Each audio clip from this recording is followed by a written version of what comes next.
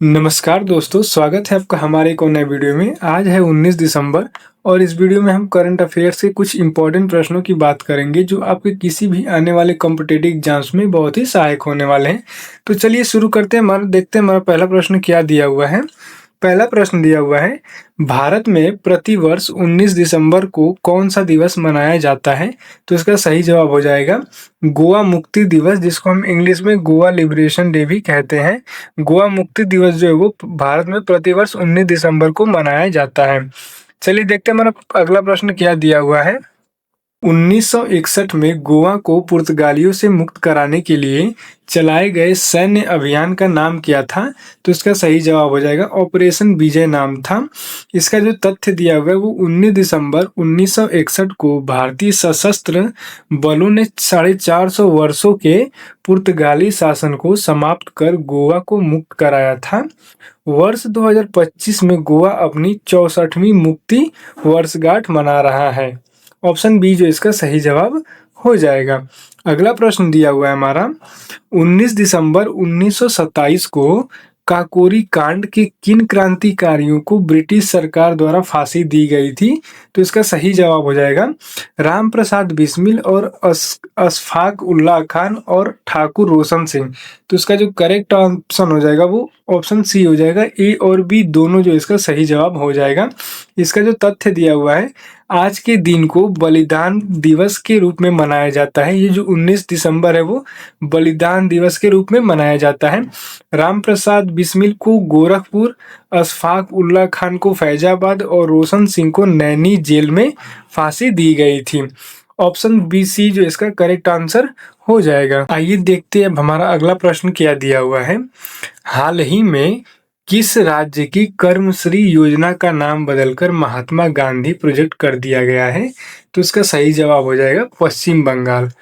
Option का जो इसका तथ्य दिया हुआ है, मुख्यमंत्री ममता बनर्जी ने केंद्र सरकार के साथ चल रहे मनरेगा फंड विवाद के बीच राज्य की रोजगार योजना का नाम बदलने की घोषणा की है। ऑप्शन बी जो हमारा करेक्ट आंसर हो जाएगा। आइए देखते हैं हमारा अब अगला प्रश्न क्या दिया हुआ है। अगला प्रश्न है, दिसंबर 2025 में किस देश ने प्रधानमंत्री नरेंद्र मोदी को अपने सर्वोच्च नागरिक सम्मान ऑर्डर ऑफ ओमान से सम्मानित किया है? तो इसका सही जवाब हो जाएगा ओमान ने। ओमान ऑप्शन बी जो इसका सही जवाब हो जाएगा। इसका जो तथ्य दिया हुआ है, सुल्तान हैथम बिन तारिक ने द्विपक्षीय संबंधों को मजबूत करने के लिए पीएम मोदी को यह सम्मान दिया। इसके साथ ही भारत और ओमान ने सेपा, जिसका फुल फॉर्म होता है कॉम्प्रिहेंसिव इकोनॉमिक पार्टनरशिप एग्रीमेंट, पर भी हस्ताक्षर किए हैं। चलिए देखते हैं हमारा अब अगला प्रश्न क्या दिया हुआ है। अगला प्रश्न दिया हुआ है, हाल ही में लोकसभा में पारित VBGRAMG विधेयक 2025 का मुख्य उद्देश्य क्या है?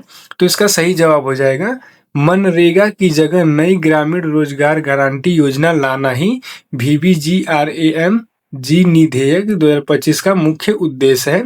इसका जो तथ्य दिया हुआ है, विकसित भारत गारंटी फॉर रोजगार एंड आजीविका मिशन ग्रामीण बिल का उद्देश्य ग्रामीण आय सहायता को और अधिक सशक्त और आधुनिक बनाना है।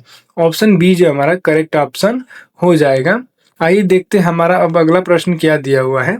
अगला प्रश्न है, भारत और किस देश ने हाल ही में वर्क प्लान 2025-27 पर हस्ताक्षर किए हैं जो किसी और तकनीकी सहयोग को बढ़ावा देगा? तो इसका सही जवाब हो जाएगा अर्जेंटीना। ऑप्शन बी जो हमारा करेक्ट ऑप्शन हो जाएगा। और इसका जो तथ्य दिया हुआ है, यह समझौता दोनों देशों के बीच व्यापारिक संबंधों और ग्लोबल साउथ के नेतृत्व को मजबूत करने की दिशा में एक बड़ा कदम है। ऑप्शन बी जो इसका सही जवाब हो जाएगा। चलिए देखते हैं हमारा अब अगला प्रश्न क्या दिया हुआ है। अगला प्रश्न है, संयुक्त सैन्य अभ्यास डेजर्ट साइक्लोन 2 दिसंबर 2025 में भारत और किस देश के बीच आयोजित किया जा रहा है? तो उसका सही जवाब हो जाएगा भारत और यूएई देश के बीच आयोजित किया जा रहा है। और इसका जो तथ्य पॉइंट दिया हुआ है, यह अभ्यास 18 से 30 दिसंबर 2025 तक अबू धाबी में आयोजित हो रहा है, जिसमें भारतीय सेना की मैकनाइजेड इन्फेंट्री हिस्सा ले रही है। ऑप्शन ए जो हमारा इसका सही जवाब हो जाएगा। चलिए देखते हैं हमारा अब अगला प्रश्न क्या दिया हुआ है। अगला प्रश्न है, हाल ही में मेघालय में खोजी गई चन्ना भोई किस जीव की एक नई प्रजाति है? हाल ही में मेघालय में जो खोई गई है जीव जो कि एक नई प्रजाति है, उसका नाम जो चन्ना भोई, जो कि स्नेक हेड मछली का नाम है। ऑप्शन सी जो हमारा करेक्ट ऑप्शन हो जाएगा।